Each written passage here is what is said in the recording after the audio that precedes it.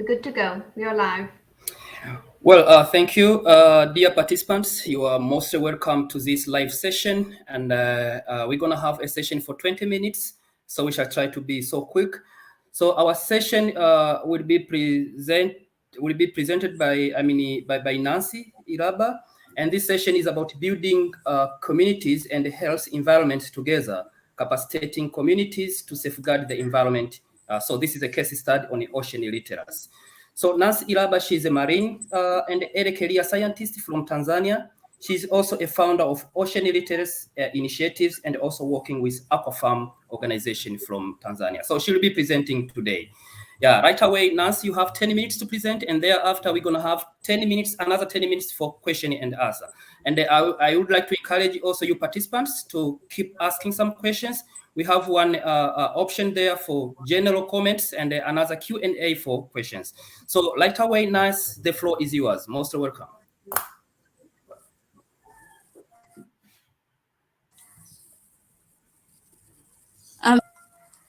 Hello everyone. Edward, can you hear me? Yes, I can hear you. Just go on. Okay. Seems like I have some connection problems from this side, but I'm going to start anyway. My presentation is still loading. Okay. My presentation is still loading, so I'm sharing my screen again. I'm sharing my screen again. Apologies.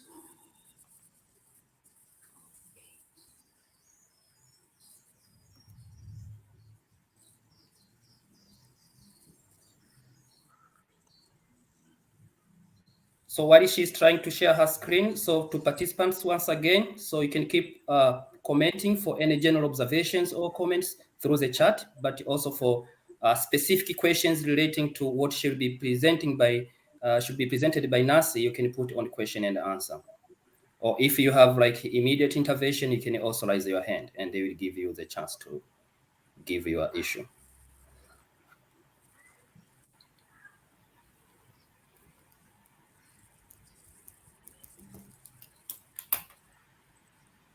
I don't know why I'm having this challenge. I'm trying last time, then I think I'll just present what's on my.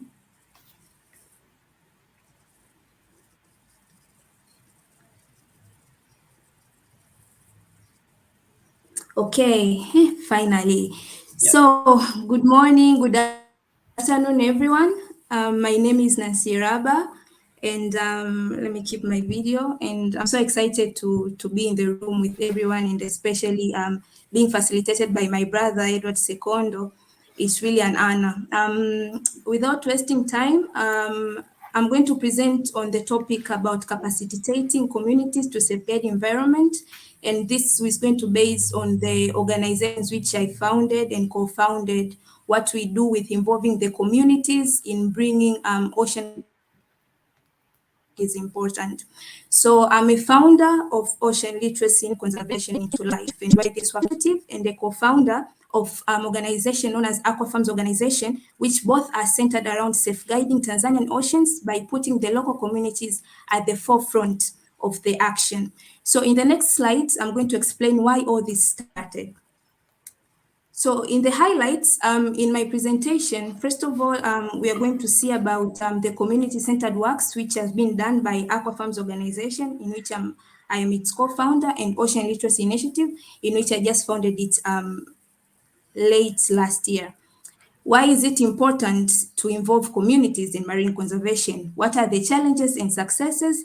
Also, what is my call for action? So I'll also like to hear your views from the chat box, and as we continue, because our time is truly very limited.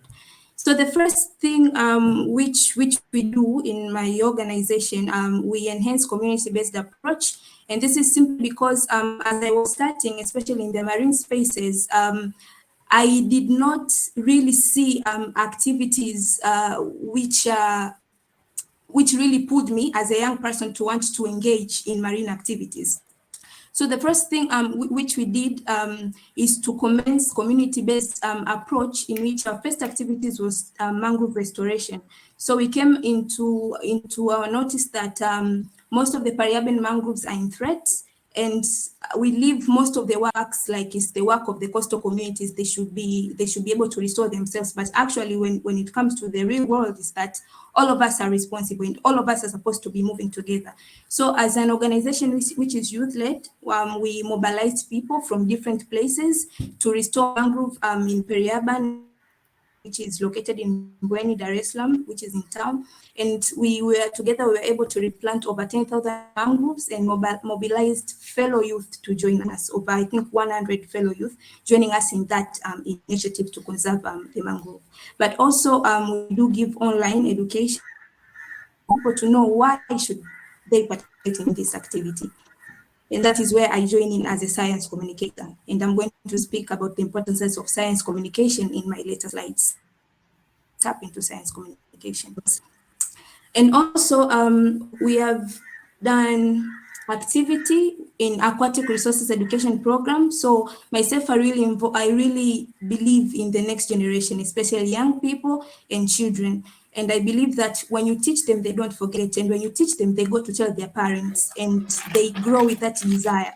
As a child and as I was venturing, especially in the ocean spaces, I did not grow up with a role model. Everything was new to me. So I have a desire of creating awareness for the next generation, not to face the same thing as I faced.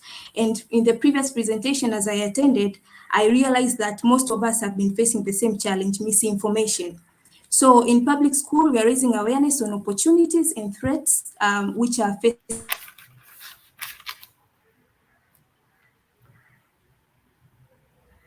as they venture in the fields. I think I'm disconnected. I'm going to reshare again my screen.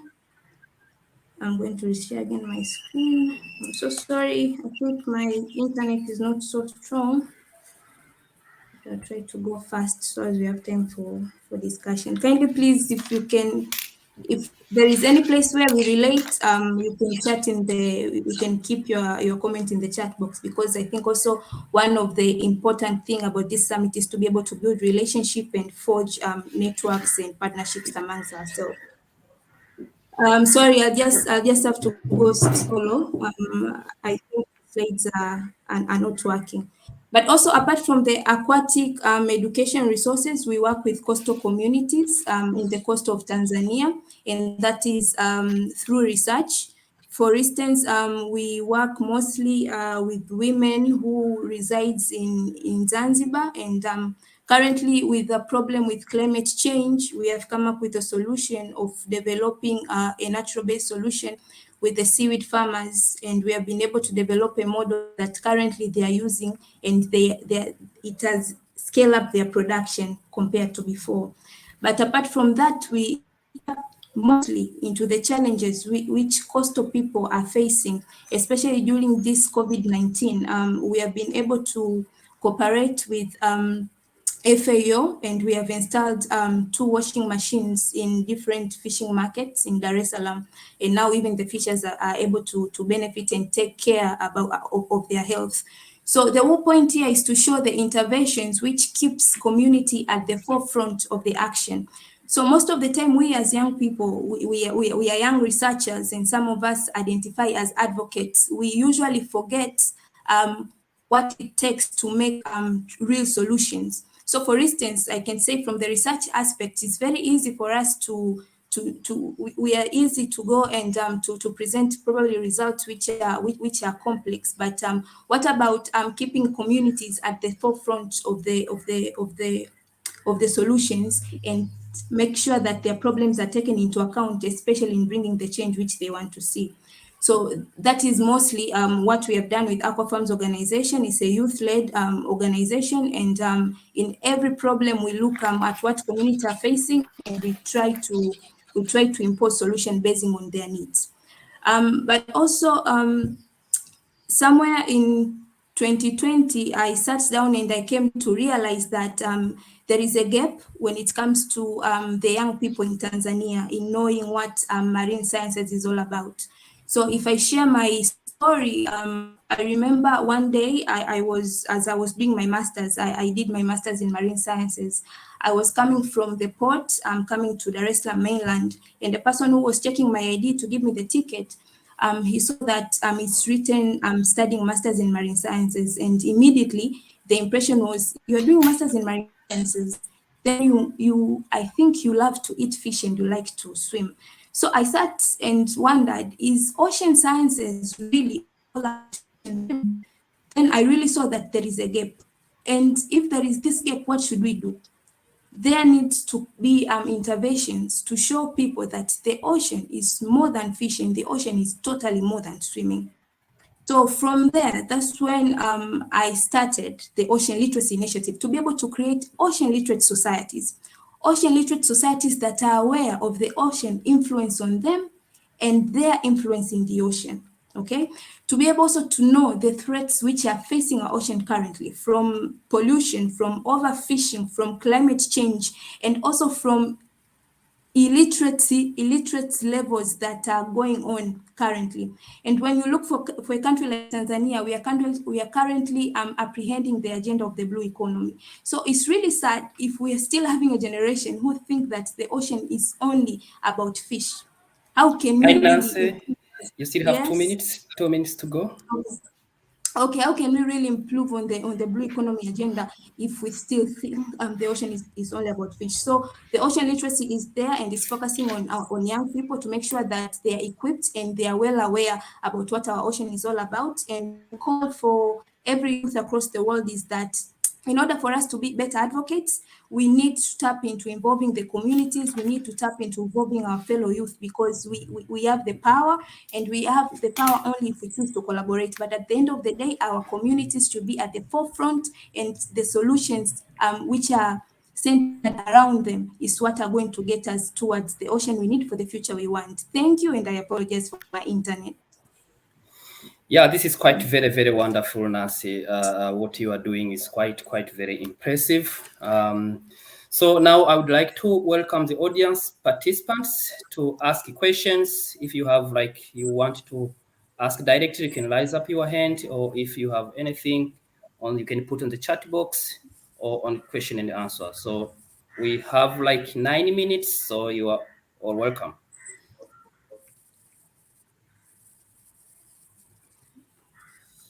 Yeah, so far there is not any question here. So I have something I can ask you, Nance, before I can start to receive other questions. Okay. So also I would like to thank Rando. Thank you, Rando, for the comment. Yeah. Thank you so much. But what exactly motivated you to engage in this ocean literacy initiative? Maybe you can be your story can also inspire others to follow your pathway or what you have been doing, because this is something very grateful. So we want to hear at least from you, what motivated you? Okay, you were breaking. What motivated me to start ocean literacy? Yes, to engage in ocean literacy initiatives. Oh, okay. What inspired me to do my ocean literacy initiative? Exactly. Okay, so my internet today is really bad, but for the ocean literacy initiative, for my case, I'm really passionate about young people. And first of all, when it comes to statistics, in Africa, Africa is the future, and Africa harbors largest population of young people in the world. 60% is the young people. So that means that, first of all, we have the power, and I do recognize of its population that power. And I do know exactly that without getting young people in terms of the ocean, I strongly believe that. So with the Ocean Literacy Initiative, I wanted to create programs which are exciting. You know, it's very hard to get people to get interested with the ocean. But if we create programs which are exciting, we can get attention of the youth. And once we get the attention of the youth, we are one way step closer in getting to see the bigger picture. So to me, first of all, it's the potential which is in Africa, which is its young people. That's why the Ocean Literacy Initiative, I really for now, I've really concentrated in my country. That's why I try very hard to convert the content, which are content. Right now we have a lot of convections.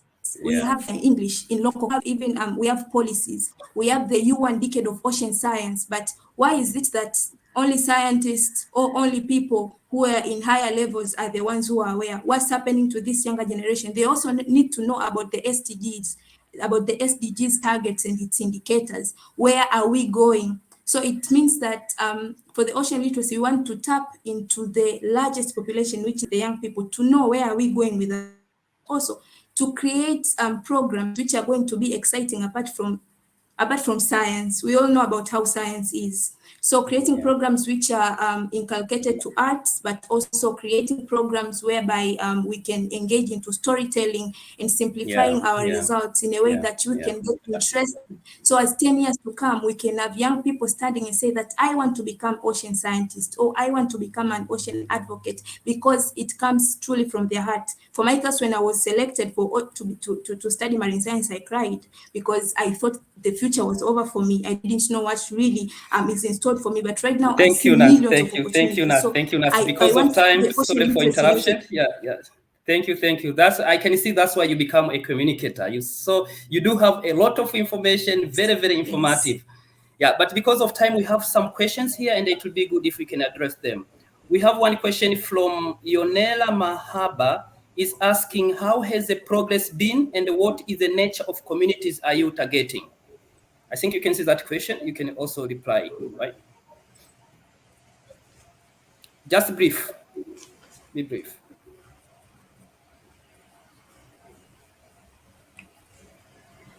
And can you ask me a question? Can I go before as she responds? You're breaking.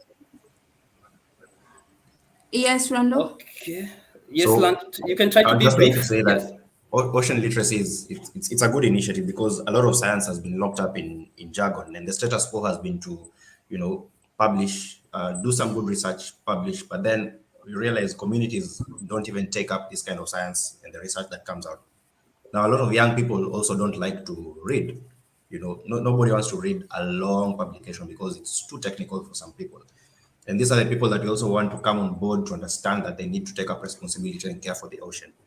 Now, just to add on the ocean literacy initiative that Nancy is working on, if you combine science and media and art, things like film, things like drama, community drama, then you realize that communities and local people are able to participate in a discussion, in a discourse easily than when you actually go to present a report to them. So such kind of things, it's what they should be taking up. It's an initiative that we shouldn't only see science as a linear field, but combine it with the arts. If you combine it with the arts, then it's easier for us to actually get communities on board and for our voices to be heard, because we also have the power of the social media as well, where we can push these narratives. Thank you. Thank you so much, Orlando, for very, very, very nice contribution. So nice. Nabili, Nancy, can you address the first question from, I can't see her name again, from Ionela? From who? From Rando? From Ionela. There is a question there on Q&A, is asking, how has the progress been, and what is the nature of communities are you targeting? Try to be brief. Sorry, Edward, I didn't get that question. Can you see on the screen there? I see the question of Peter. I'm seeing a question of Peter who is saying that if I was to do it over again from the start, would I do okay? Okay, just click on Q&A. How has the progress been, and what is the nature of communities? Okay, yeah. Okay, Ionela, yes. Can you hear me? I'm about to answer Ionela. So Ionela, of course, if my presentation was on, I wrote about the progress, but I would have to say it here. So from both of my organizations, if I start with Aquafarms organizations, whereby we work mostly with the coastal communities, the progress have been, for the beginning, it has been slow, but I can tell you from since we started in 2017, right now, there is a very high motive. Honestly, when we started, especially with involving people in the restoration of coastal ecosystems, at first people were few, but right now I can guarantee you that there's so many organizations which are environmental, especially the ones which were at first basing on terrestrial, that are now carrying in our oceans, and they are advocating for pollution, and they are doing right now mangrove restorations, and people are very much interested to know about our ocean. So I have really seen an increased awareness and an increased interest from people around, especially for my country, who want to engage with the ocean. And also, so the progress has been great, and for sure, 10 years from now, I really have high hopes in 10 years from now in where our oceans are going. And also the nature of the communities we are targeting. So for Aquafarms organization, we are targeting the coastal communities. But when now I come to the Ocean Literacy Initiative, Ocean Literacy Initiative, it just started last year. I really have bigger visions. in which I don't have time to share. The progress, it's still going slowly, and I'm currently crafting a program to engage much more young people to go and experience life below water through a snorkeling program, which is starting this October, whereby we are also going to tailor it to also have some underwater skills for data collection, so as to make sure that they grow up with that skill and they can really go underwater to go and be able to collect data. Because you can, for my country, I don't know about your country, but for my country, most of the researches people end up to do in the coastal ecosystem simply because they can't dive or because they can't swim. So I want to change that narrative, People, when they see people underwater, it won't be like you are like a white, no, but also Black people can go underwater and can collect data, and they can do researches which are high standard. The progress, it won't be able to be measured immediately, but I really have, I have high hopes with the programs that I have. Yeah, thank you, Nas. I think you can try to be brief, because we still have another question there. Maybe you can summarize that. Yes, I think I'm done. I'm done with that. You can go to another Thank you so much. Thank you so much. So there is a next question from Armstrong Gumbi. Is asking, what were your challenges with working with predominantly fisher communities in changing their perception of looking at ocean as more than just fishing? I hope you can see the question, right? Yes. So Armstrong, the irony behind is that for my case, since we started working with my team in 2017 with the fishermen, we have really been able to build a very good relationship. And the irony behind this question is that the people who think the ocean is just about fish is not even the fishermen, because the fishermen understand the ocean from different perspectives, from even historically when it has been used as a place where trade has been done. But the major problem is we who live in the township, who we live in the township, who some of us don't even have a culture of taking our children to the ocean to go and experience life below water. We are the main problem. Honestly, I've worked and I really love the fisher communities a lot, especially women, we have gone and introduced some programs, they take them. When it comes to the concept of blue economy, we try to explore the new and the emergent businesses, and they take them because they understand the value of it, because that is their life, and you can see that they want to protect it. But the real problem is us who sit in the white collar jobs, us who don't go to visit and see what are they going through, so as we can change our perception. So the misconception and the attitude is really with us, not even with the fisher communities. Fishers communities, their arms are open. They're open for new. They're open for new. For new initiatives that can introduce them to new opportunities when it comes to the ocean. But the real problem is us, who think the ocean is just about fish, because we don't want to move out of our comfort zone. Thank you very much, Nancy. You are doing exactly very, very, very wonderful job. I can't see more questions here, and we are about to wind up our session. So once again, I would like to take this chance to thank all participants who have attended these sessions. But to Nancy, very, very, very congratulations for what you are doing, and we encourage you to keep doing a good job of what you have been doing. I can see you still have a very bright future ahead. So don't be discouraged. You have our support, and also in what you are doing, I can see you have a very, very good support. So keep doing a good job. And at this end, I can say that we have marked the end of our session. So thank you everyone for attending this session, and I wish you a good day. Bye. Thank you, everyone. Thank you, Edward. Thank you.